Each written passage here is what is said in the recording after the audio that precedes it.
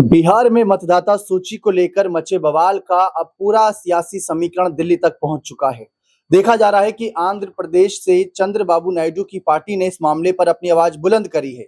माना जा रहा है कि वैसे तो बिहार से जुड़ा यह मामला है, जहां मतदाता सूची को लेकर जो कुछ भी बदलाव किए जा रहे हैं वो मतदाताओं के लिए बेहतर रहेगा और जो भी बदलाव है भविष्य के लिए सुरक्षित रहेगा।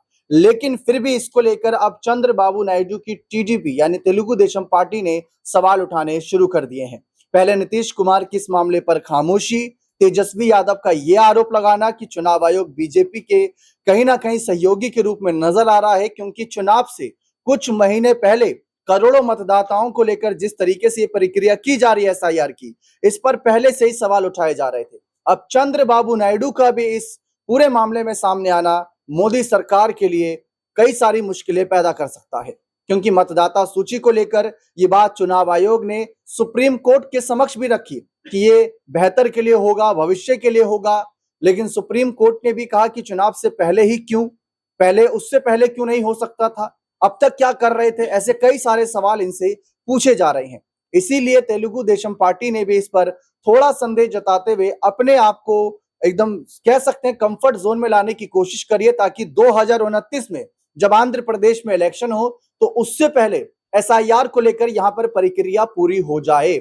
लेकिन नीतीश की खामोशी, चंद्रबाबू नायडू का इस मामले पर सामने आना कई सवाल उठा रहा है। पहले ही वक्फ संशोधन मामले को लेकर, एनआरसी को लेकर, सीए को लेकर, यूसीसी को लेकर, धारा 370 को लेकर, पहलगाम के हमले के बाद जिस तरीके से ऑपरेशन सिंदूर हुआ, सीज फायर हुआ, उस मुद्दे को लेकर टीडीपी ने समय समय पर अपनी बात रखी है।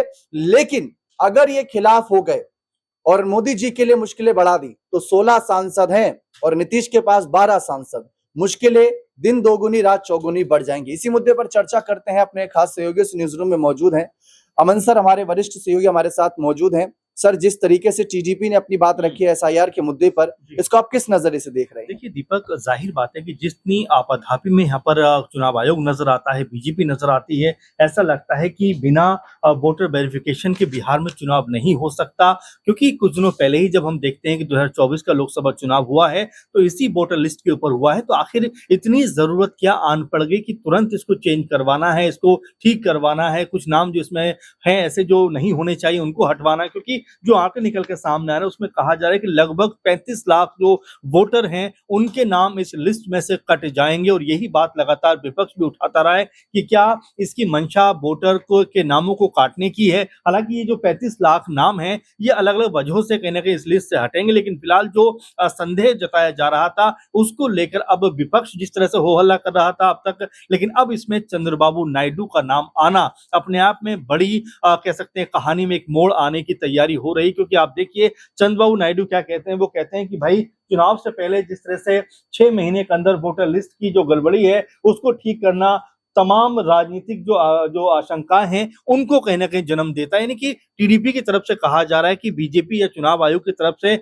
जिस तरह से ये फैसला किया गया है वो आपाधापी में है, जल्दबाजी में है। क्योंकि वो ये कहते हैं कि भाई कम से कम 6 महीने पहले ही प्रोसेस कंप्लीट हो जाना चाहिए। अब जब चुनाव सर पर है, 2-3 महीने के अंदर बिहार में चुनाव है, उससे पहले आपको याद आता है कि एसआईआर कराना है, यानी कि जो वोटर लिस्ट में गड़बड़ी है उसको ठीक कराना है, तो उसके लिए आपको समय लेना चाहिए, समय देना चाहिए। ऐसे में आप जल्दबाजी में अगर ये सब चीज करेंगे, आप देखिए कि बिहार की जो संख्या है अगर हम लोगों की बात करें तो करोड़ों में निकल के सामने आती है। और इस तरह से तुरंत ये सब प्रोसेस 1 महीने में कंप्लीट हो जाए ये मुमकिन नहीं है। तो यहाँ पर अब तक जो विपक्षी दल कहीं ना कहीं कह सकते हैं इस मामले के ऊपर अपनी राय रख रहे थे, वहीं अब जो सत्ता पक्ष के लोग हैं अगर वो इस मामले के ऊपर खुलकर अगर इस तरह की बयानबाजी करेंगे, और साथ में टीडीपी ने बाकायदा खत भी लिखा है चुनाव आयोग को और शिकायत की है कि भाई इस तरह का जो काम है या इस तरह का जो कार्य है वो नहीं होना चाहिए। तो अब यहाँ पर लगता है दीपक कि क्या अब टीडीपी के अलावा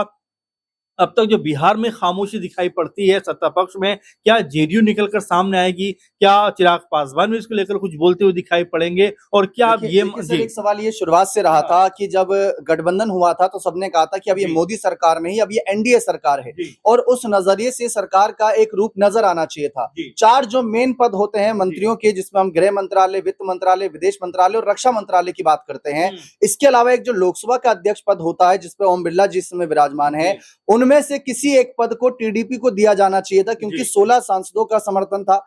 अटल जी के समय पर टीडीपी पार्टी से ही जो लोकसभा का अध्यक्ष पद था वो टीडीपी के ही किसी नेता को आगे बढ़ाया था। नीतीश की पार्टी की भी अगर हम बात करें तो ललन सिंह को एक बड़ा पद नहीं दिया गया। टीडीपी से राम मोहन नायडू को नागरिक उड्डयन मंत्री बना दिया गया, वो भी उनका पद खतरे में, क्योंकि एयर इंडिया का जो विमान क्रैश हुआ उसके बाद इस्तीफे की मांग थी।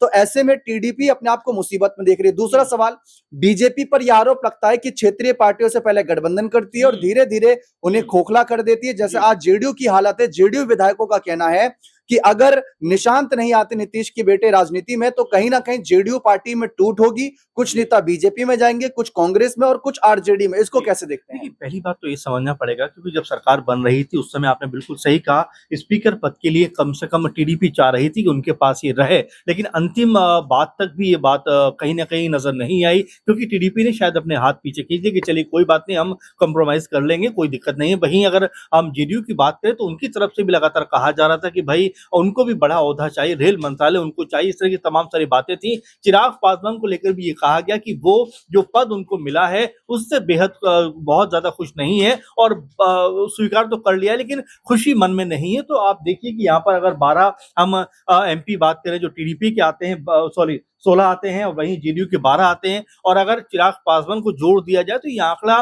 दीपक लगभग 30 से प्लस चला जाता है। और अगर 30 जो सांसद हैं अगर एनडीए छोड़ते हैं तो यहाँ पर सरकार जो है वो गिरती हुई दिखाई पड़ेगी, क्योंकि अब कुल मिलाकर देखा जाए तो 293 या 294 के आसपास सांसद जो हैं वो एनडीए कुनबे के हैं, और यहाँ पर अगर 30-35 सांसद इस तरह से अगर हट जाएं तो यहाँ सरकार जो है खत्म होती हुई दिखाई पड़ेगी। और आपने जो कहा कि ये मोदी सरकार नहीं बल्कि एनडीए सरकार है, अब ऐसे में बड़ा सवाल ये बन जाता है कि क्या यहाँ टीडीपी जिस तरह की बात कर रही है और जिस तरह के सवाल अब मंशा के ऊपर उठा रही है उससे ये प्रतीत होता है कि कहीं ना कहीं दबाव बनाने का अब प्रयास किया जा रहा है, क्योंकि यहाँ मोदी जी की मनमानी अब चलेगी नहीं, बीजेपी की मनमानी अब चलेगी नहीं, क्योंकि वो किसी और के सहारे सरकार में है। अगर ये 2-3 दल ही अगर यहां से वहां हो जाएं तो कह सकते हैं केंद्र की सरकार या मोदी सरकार जो है वो गिरती हुई दिखाई पड़ेगी, इसीलिए कहीं ना कहीं बीजेपी दबाव में है।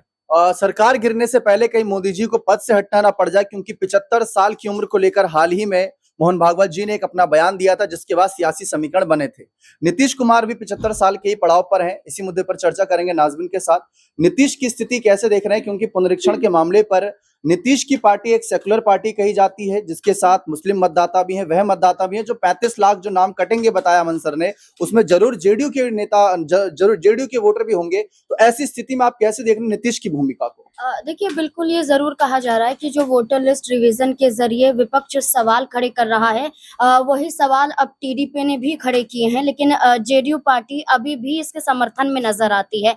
टीडीपी जहां ये कह रही है कि आखिरकार बिहार चुनाव से पहले ही ये प्रक्रिया क्यों करवाई जा रही है, जहां विपक्ष भी ये सवाल पूछ रहा है कि आखिरकार लोकसभा का चुनाव भी इसी तर्ज पर हुआ था, लेकिन उस वक्त तो आपने वोटर लिस्ट रिवीजन की कोई प्रक्रिया चालू नहीं करवाई। लोकसभा का चुनाव बीत जाता है और बिहार का चुनाव जब आता है तब आप ये कदम उठाते हैं।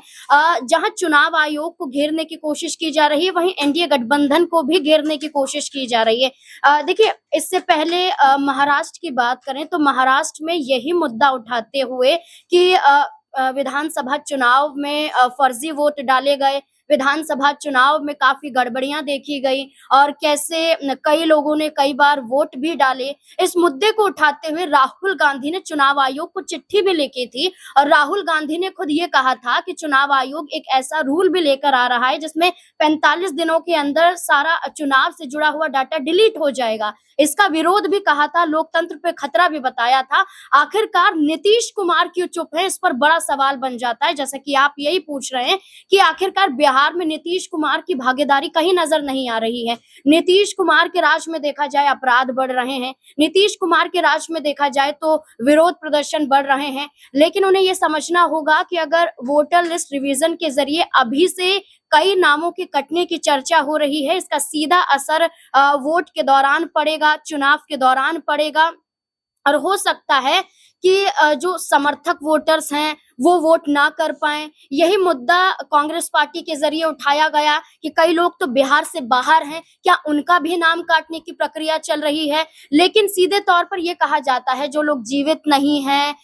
या किसी वजह से उनका वोटर आईडी नहीं है, तो इन तमाम दस्तावेजों के तहत एक नए वोटर आईडी बनाने के लिए पूरी प्रक्रिया चल रही है। सुप्रीम कोर्ट तक विपक्ष पहुंच जाता है। कपिल सिब्बल, अभिषेक मनु सिंघवी की दलीलें पेश होती हैं, सुनवाई की तारीख भी तय की जाती है, सुनवाई भी होती है, फिर आगे के लिए समय भी बढ़ा दिया जाता है और दस्तावेज अनिवार्य भी कुछ कर दिए जाते हैं जिसमें आधार कार्ड भी माना जाता है। लेकिन अभी भी देखा जाए तो बिहार के अंदर चुनाव से पहले ये एक बड़ा मुद्दा बन गया है, जहां तेजस्वी यादव ने खुद इसे उठाते हुए कहा था कि उनकी पत्नी का भी जो वोटर आईडी है वो आधार दस्तावेज के अनुसार ही बना है।